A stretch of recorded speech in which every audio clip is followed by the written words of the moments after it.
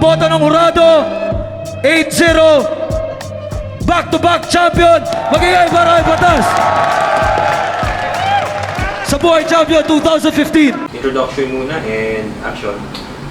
Yeah, akong Batas. Gusto kong isipin na isa akong musikero. Gumagawa ako ng hip-hop music. Gumagawa ako ng metal na music din. Battle MC din ako. Ano pa ba? Nagtatattoo din ako. Hanggang kaso yun nga, natigil no lockdown. Di pa bumabalik hanggang ngayon. Pero gusto ko isipin na nagtatattoo pa rin ako. So yun, isa akong tatay din. Isa akong ano pa ba? Yun, isa akong chill na tao sana. Yeah. So actually, yun nga din yung first question. Everybody right now knows who you are in terms of the metal scene of the MC, the battle MC, and as well yung tattoo artist, diba? But in your particular evaluation of yourself, Yeah. after all those experiences, sino ba yung talagang, for you, ano yung totoong ikaw na hindi nila alam?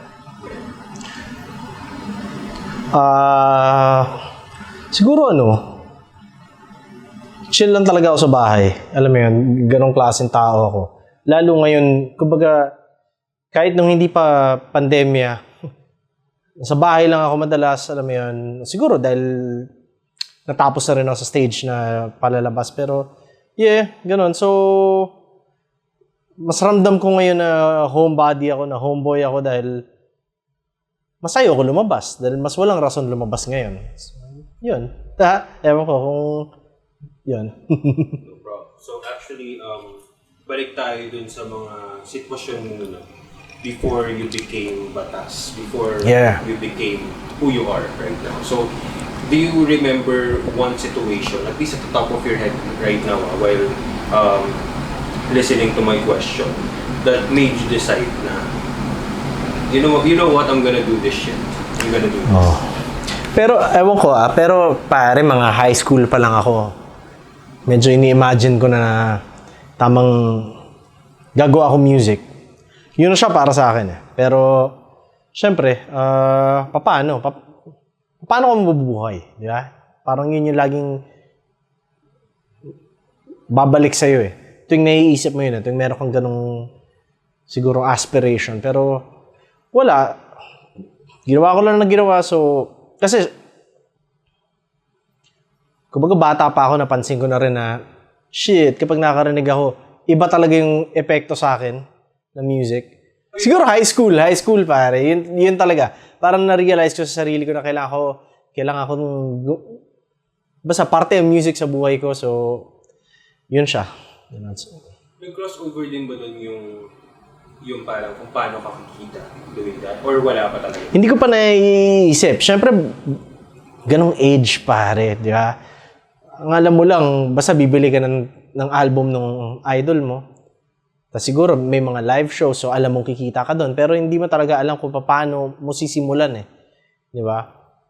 O kung paano aabot sa point na pwede mo siyang pagkakitaan. Pero wala. Gagawin mo lang. Kasi yun yung trip mo eh.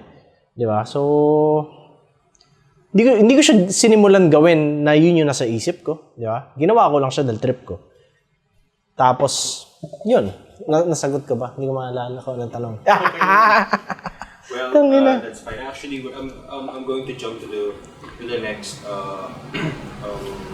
siguro expected question in terms of my question kanina din, in terms of entrepreneurship. So dati kasi nung hindi pa tayo nagko-close doon, alam ko rin na may mga iba-iba kang klase ng negosyo. Yeah. So sa tattoo shop and all those things. And can you describe your journey, how you started those things, or what really triggered you in terms of entering those things? Dati yun, mahal mong gawin eh. Di ba? Yeah. So, ano dun yung, can you describe those first days? Well, kung ang pinag-uusapan yung mapunta ka sa, kumbaga basta gawin mo lang yung trip mo, explore mo yung mga ganon, di ba? Wala, siguro magsisimula sa pagiging, yung hilig ko sa music nga eh. So, ginawa ko lang siya ng ginawa. Tapos, along the way, makikilala mo yung mga tamang tao, matutulungan ka nila.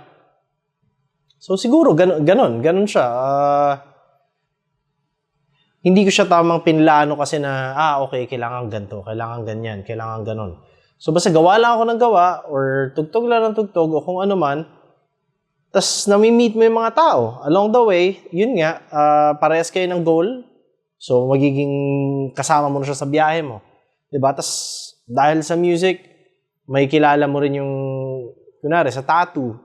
Ganon din, makikilala mo yung mga nasa community ng tattoo. Kumbaga, hand in hand lahat Art, music, tattoos, kung ano man, ganon. So, nag-trip lang ako nag-trip hanggat sa yun, ganon. Hanggat sa ngayon. After all those trips, of course, you started earning, and you started really discovering more about the venture or the craft, to be precise. Meron ka bang initial learning that you can remember right now doing those things? Like, dapat pala, ganito yung gawin ko next time? Or ano yung mga natatandaan mo ngayon na natutunan mo from those things? Or pwede ko sabihin siguro, mga naging pagkakamali or opportunities to improve? Siguro ano lang, pare. Siguro sana mas nasanay ako maging mas flexible nung mas bata ako pagdating sa mga prinsipyo, kasi maprinsipyo talaga ako so kumbaga ano siya double-edged, di ba? So okay siya, may pinaglalaban, pero at the same time minsan naiisip mo rin yung tangina kung hindi matigas yung trip ko nung bata ako, kung hindi ako masyado firm sa mga bagay na yon, siguro mas marami akong na-appreciate o mas marami akong nagagawa ngayon, di ba? Although, pwede kong gawin ngayon, pero wala. Kumbaga, syempre, habang tumatanda ka, mas tumitigas ulo mo yun. So, mas meron ka ng mga hindi na para gawin. Yun siguro siya para sa akin. Isa yun, parang dapat mas nag-explore pa ako nung mas bata ako. Although, hindi ko naman masasabi na limited yung in-explore ko. Di ba? Pero marami pang mas pwedeng matutunan. Marami akong mas dapat in-all-in ko pa. Yan, siguro. If there is one thing that you should have done, do you have something in mind right now? Should have done. Ewan ko. Hindi ko sure dahil, kumbaga, madalas naman, ginagawa ko lang yung gusto kong gawin. Di ba? So, wala akong maisip ngayon. But earlier, we talk about principles. Oh, yeah. Ano ba ang kasi tayo may mga set din tayo of values and Yes. Principles na hindi necessarily tama or okay sa iba. Pero, can you describe or at least describe it in a sentence na ano ba yung prinsipyo ni Batas? Ano ba yung prinsipyo? Puta. Lalim nun Madami, pare. Pero,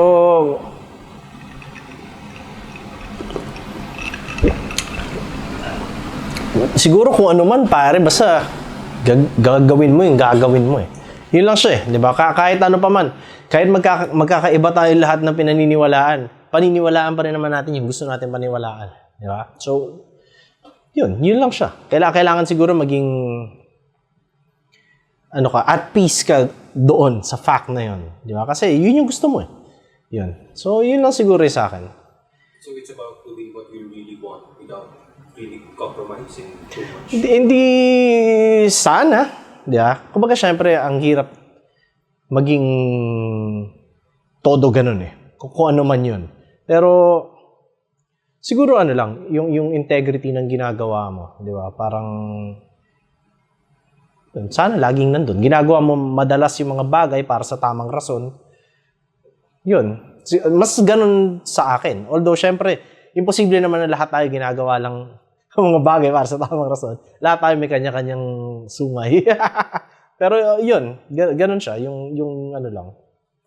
You guys are usually known, and for me, well, hearsay lang yun, pero I don't really bother. But when it comes to the word purist, yan ang isa sa mga, I think, natalakay siya. Pero hindi siya mas napag-usapan in a way na mas specific. Kasi, well, being pure is a general form itself. Like, it's pure, right? Yeah. Pero sa iba, but if every time that you hear that you Yeah. are, alam mo yun, Na purista ako. yes, Yeah. what do you feel? Like, Ewan ko, ako okay lang sa akin. In a way, totoo siya.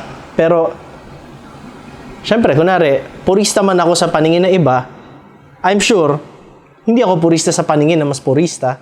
Di ba? Lagi naman ganun eh. So, wala. Basta ako, alam ko lang yung trip ko. Ganun lang siya sa akin. Di ba? In a way, kumbaga, matigas ulo ko, pero ganun eh. Kumbaga, tangina, eto yung trip ko eh. Di ba? So, ganun lang naman sa akin eh. Medyo wala rin naman ako masyadong paki tungkol sa mga ganun. Pero, yun. Yung ano lang din eh. kasi we cannot be specific na ito purista to, ito hindi. How do you differentiate?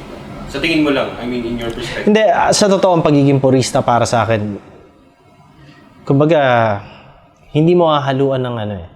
Hindi mo i-water down. So, medyo ganun siya sa akin. So, kung purista ka na hip-hop, kunwari, hindi ka maglalagay ng mga elements na alam mong gugustuhin ng hindi mo market. Parang ganun siya eh. Siguro, napakalawak kasi ng pagiging purista. Purista ka sa pagiging artist mo, meaning walang compromise, di ba? Pagiging purista ka sa music na ginagawa mo, ibig sabihin, walang elements na, di ba? Na nagko-contradict sa pagiging purist ng genre mo. So, ganun siya. As long as ginagawa mo siya with integrity, sa tingin ko pure yun. Yun na yun. Di ba? Kumbaga,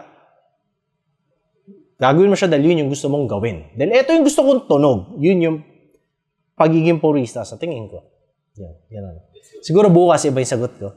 Yeah. Pero ngayon, ito yung sagot ko. That's a clear, at least an understanding of what that means. Kasi pare, hindi ko pwede sabihin na purista ako ng metal o purista ako ng hip-hop kasi metal ako. Or purista ako ng metal kasi hip-hop ako. Di ba? Trip ko sila parehas. Pero masasabi ko na yung ginagawa ko na metal music, puro yun. Yung hip-hop na ginagawa ko music, puro yun. Kumbaga yung mga prinsipyo nung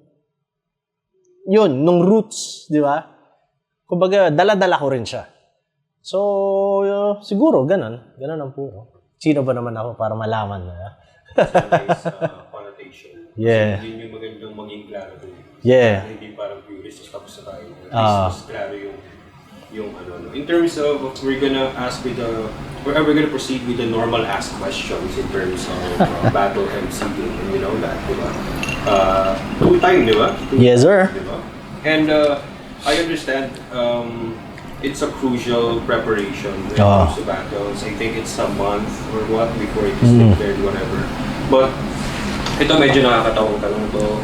Yeah. Nakakatawang tanong. But is there like this one battle MC Na. that really gave you a pressure just by preparing? Or may ganun bang nangyari sa'yo?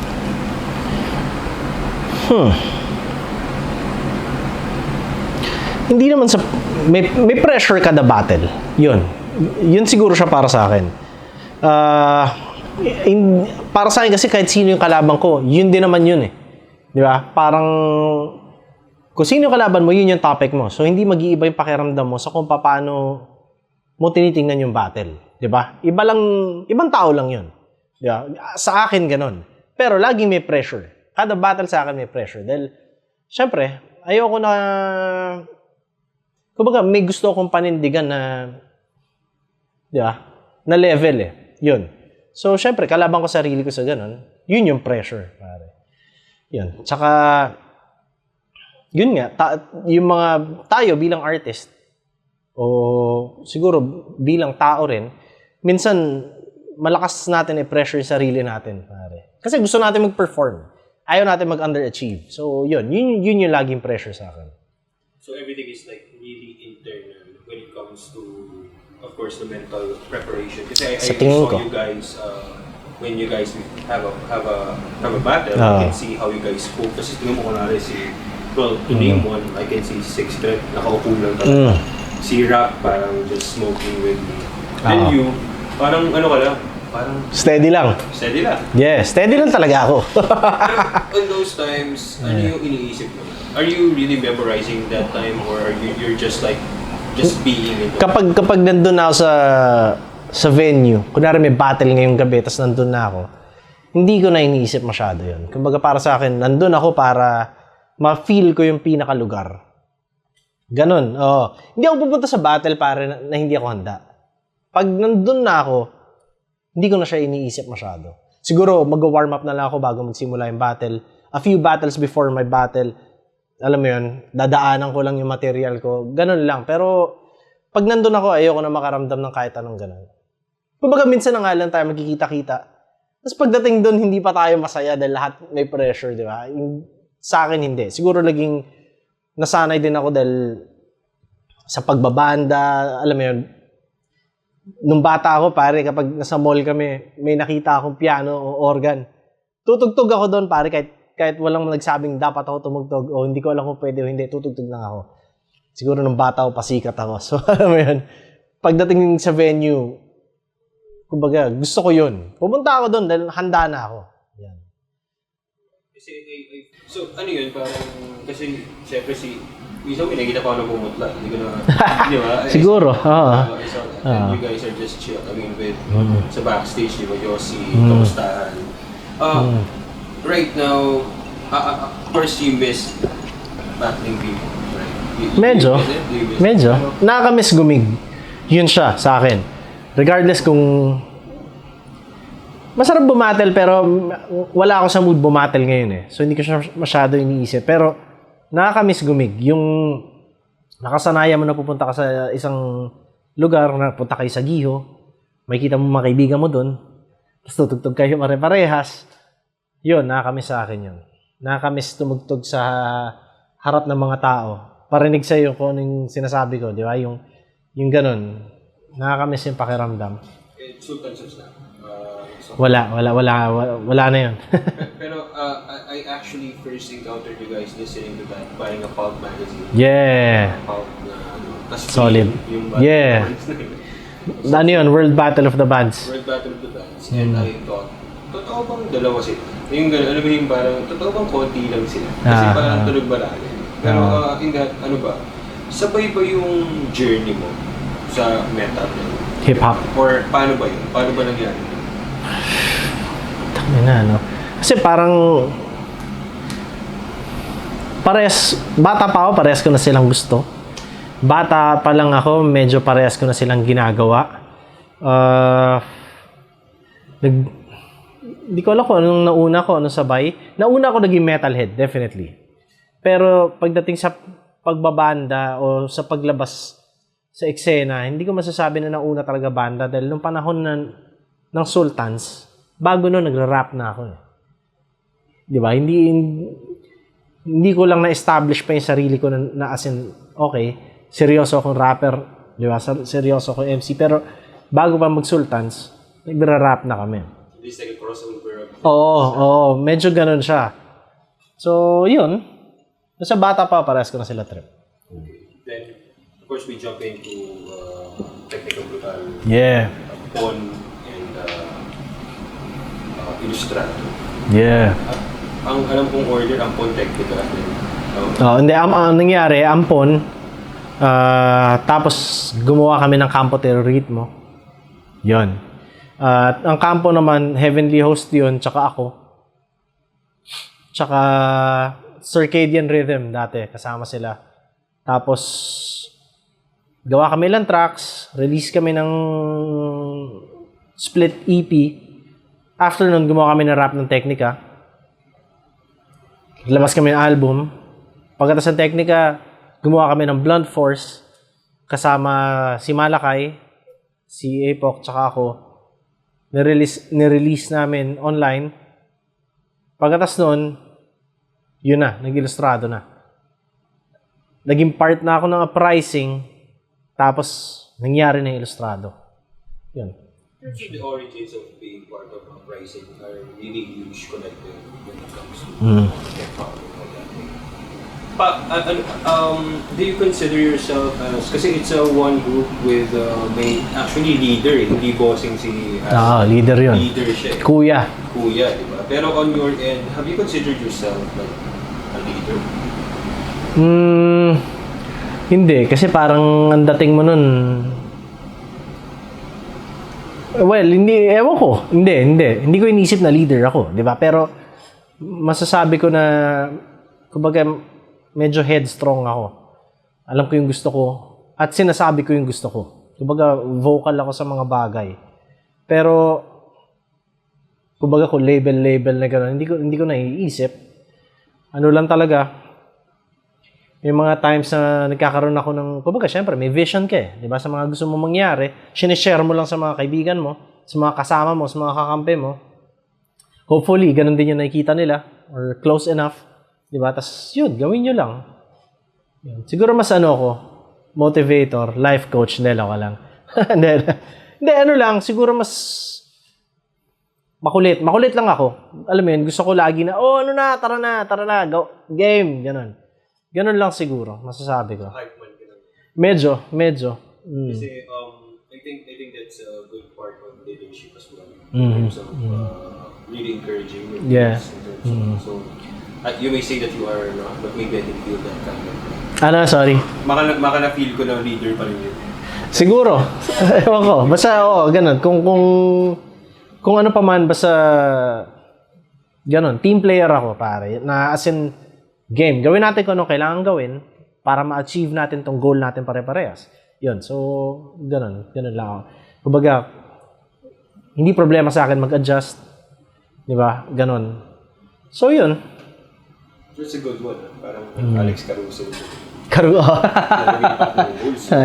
Pare, lakas. Tas DeRozan, Chicago din. Solid. Well, we're late show, so we don't care. Anyway, this is actually just again another cliche of a question, but if we are in a situation right now, alam mo na, diba, pandemic. Yes, sir. That word, that alam mo yun, God forbidden word, no? Na how did you manage that massive shift of lifestyle? Like, it's a shift that switched. Yeah. Right? Well, tangina, lahat tayo nag-adjust ng walang choice eh, di ba? Kailangan mo lang sakyan eh, hindi pwedeng hindi. Pero gaya nga na sinabi ko sa iyo kanina, kumbaga, hindi problema sa akin hindi ako lumabas eh. Kumbaga, yun, trip ko lang chumil talaga sa bahay. Mag-trip lang sa studio. Alam mo yun, trip ko kasama mga bata. Ganon. So, alam mo yun, pagdating doon, hindi problema sa akin masyado. Kumbaga, kaya ko siyang enjoyin talaga. Pero ang hassle lang is syempre kung paano ka dumidiskarte ng hanap buhay. Sobrang limited ang galaw mo. So, wala kang choice kundi mag-adapt. Yun. So, napasimula ako ng YouTube channel ko.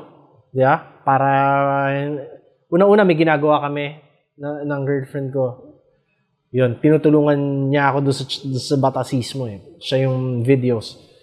So, isa yun. Nakita ko tangina napagkakitaan na iba. So, fuck. Di ba? Ba't hindi? Kumbaga, ganon. Nagsimula na ulit ako ng merch dahil yun nga, yun, dagdag paraan siya para may pumasok na pera, syempre, sa ganitong panahon, sa ganitong sitwasyon.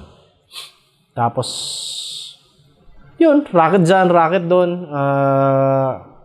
Mga trabaho sa music, mixing, ganyan. So, ganun, kanya-kanyang hustle. Kailangan eh, walang choice, pare. So, yun siya. Naging ganun lang para sa akin. Ito, ano na tayo, balik na tayo, mag-roll na. Yeah. So, maganda, mas ano ka na, mas relax na ako. Chill ka na. Well, it's actually... Simula ulit tayo, game. required yung ganung chillness sa mga answers.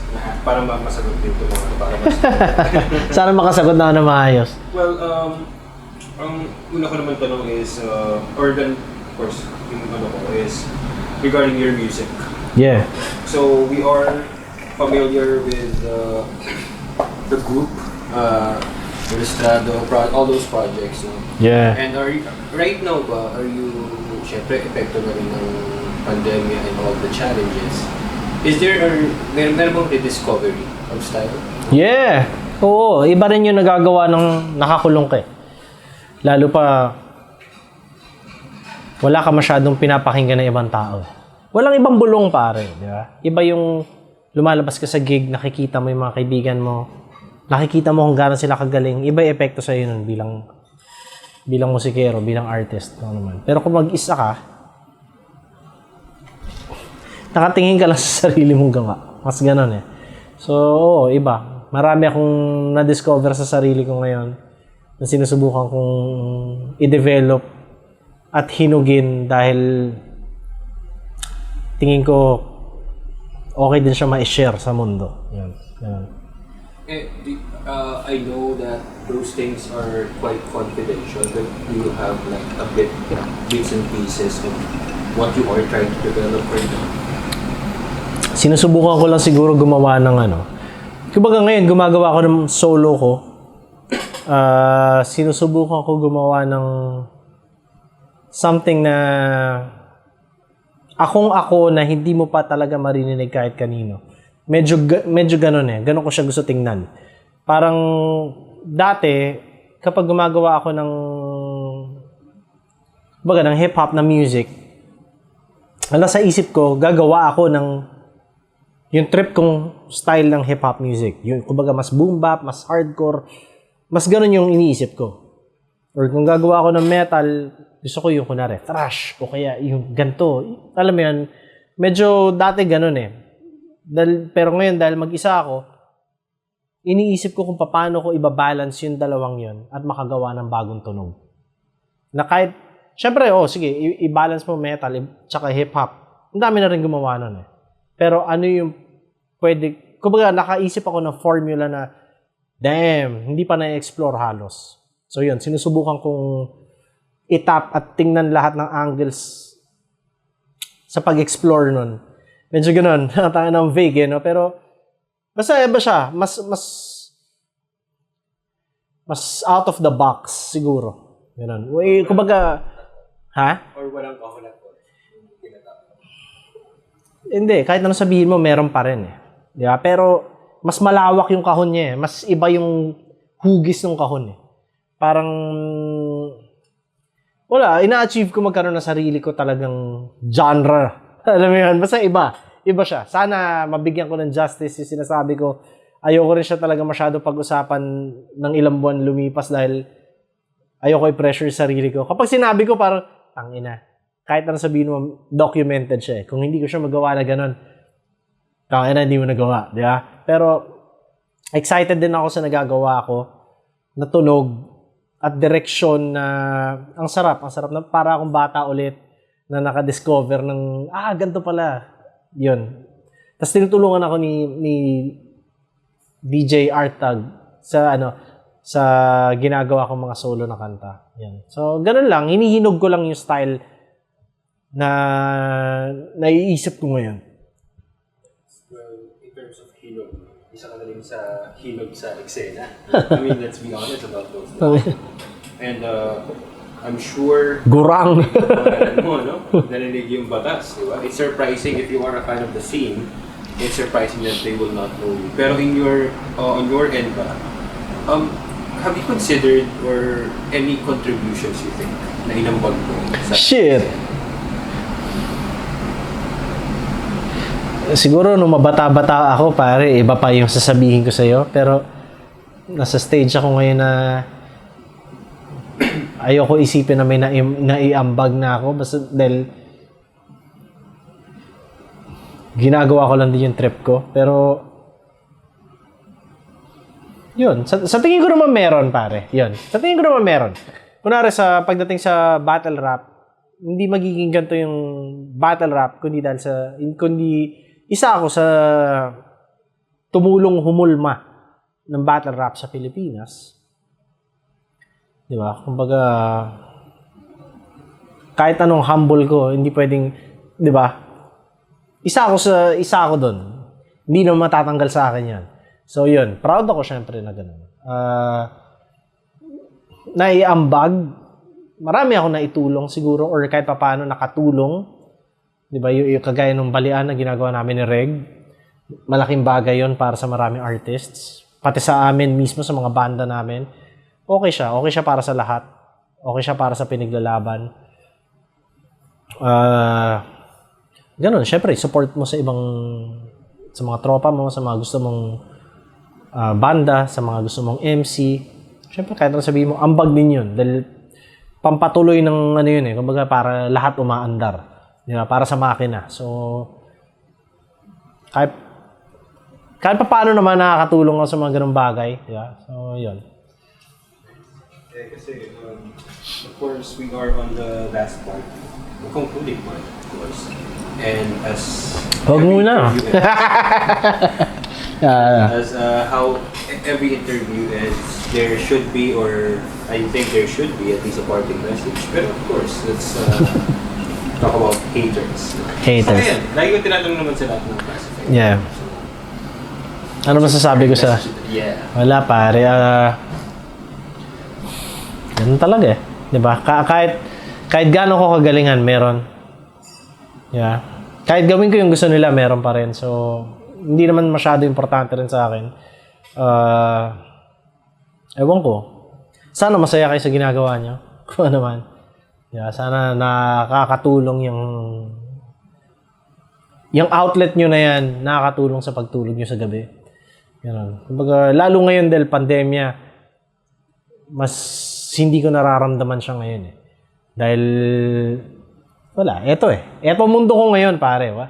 Wala akong room para dyan. So, yun. Yun lang. Of course, in the latter part, of course, is the supporters who, from your day ones, na talaga nandun. Yes. Sobrang salamat sa lahat na nakasakay sa trip ko dahil syempre malaking bagay yun para umandar din ako. Kumbaga tsaka para mas gustuhin kong galingan pa. Diba? Ayoko naman na sayangin yung oras nyo. Diba? Kumbaga, ganun. Salamat. At kung may mga times na overlook ko yun, salamat. Diba? Pasensya na. Tao lang. Hindi, yun. Yun lang, salamat. Habang tumatanda tayo, mas nare-realize natin yung mga bagay na yan. So, thank you sa lahat na nakikinig, sa lahat na nag-i-interest. Marami pa akong gasolina, marami pang parating. Kumbaga, mas nakikilala ko pa lang sarili ko ngayon. So, lahat yun magta-translate sa mas maganda sana ang produkto. Yun ang goal ko lagi. Yung ganun lang, gumawa na solid, na hindi sayang sa oras, na dahil ko sinabi no. Pero yun, na bago, na fresh sa pandinig nyo, yun, maasahan nyo sa akin yun. Yun, salamat sa inyo. Sana hindi kayo magsawa dahil hindi ako nagsasawa rin sa ginagawa ko. Yeah. Let's talk about fresh. Yeah. So, let's talk about bago. Yeah. Ano yung bago ngayon? Are they expecting anything? You said earlier that you don't want to pressure yourself. But let's go to that pressure anyways, right? Let's go to that pressure anyways. Is this an EP? Full album? Well, gusto ko sana makapaglabas ng full album. Yun, parang pakiramdam ko, siguro oras na para magawa ko siya. Ayoko nga muna sana sabihin dahil pressure yun para sa akin, pero tingin ko napakagandang oras para sabihin ngayon. Yeah? Ito yun. Gandang pagkakataon siya. So yun, gumagawa ko ng solo na album. Pero may tulong ni DJ Artag. Nasa lahat siya ng tracks. Siya scratches doon. Pero yun nga, majority talaga ako. Beats ko. Boses ko, syempre. Lyrics ko. So, yun. Ang working title niya ngayon ay Ginoong Rodriguez. So, mas introspective siya. Lalo pa dahil, yun nga, pandemya eh. Nandito lang sa bahay. Madalas, mas marami akong, kumbaga, may oras para mas kamustahin ko yung iba't ibang sulok ng utak ko. So, ganun siya. Iba yung approach ko dito. So, sana ma-share ko sa inyo sa lalong madaling panahon dahil ako mainit na rin talaga ako nailabas siya. Kailangan lang gawin ko ng tama kada hakbang dahil solid siya. Kumbaga, pinagbubuhusan ko siya talaga ng attention niya. So the term has been used, Ginoong Rodriguez. Yeah! There's an advanced state there. So it's like a Solo talaga. Ano lang, parang utak ng isang 40-year-old rapper. Siguro ganun. Ewan ko. Pero syempre, yung mga tinatalakay ko dito, ewan ko kung hindi lang pang rapper, di ba? Kumbaga, pwede mo siya parinig sa hindi mahilig sa hip-hop. Ganun yung mga pinag-uusapan ko. Kumbaga, halos wala akong pinag-usapan. So far, halos wala akong pinag-usapan tungkol sa rapping. Halos wala akong pinag-usapan tungkol sa eksena. Kasi hindi ko nakikita lahat yun ngayon eh. Kumbaga, nakikita ko sila sa Facebook. Ganun lang. Pero hindi ko nakikita ng... Yun. So, mas pwede kong tingnan yung mga bagay na... Ito, yung mga naiisip ko ngayon. Yun. Mas tungkol dito.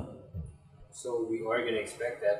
Ito na nga. It's a bad pressure there, but okay lang. Salamat sa pagbibigay sa amin ng oras. Actually, requested to ng mga tumatangkilik sa maliit namin programa. Solid. We want to make sure that we provide them that quality conversation. Salamat. Pasensya na kung sinayang ko oras nyo at walang kwenta mga sagot ko. Minsan talaga parang Next battle, pag kumugubattle kami, mga nasa mata ka naman. Wala eh. Sa totoo, iniisip ko muna tapusin yung mga kanta. Yun. Just a quick, sobrang, how can you describe the league right? Solid. Sobrang solid ng eksena ngayon. Ng battle rap ngayon, lalo sa Pilipinas. Kung pansinin mo sa ibang bansa, medyo nag-die down na.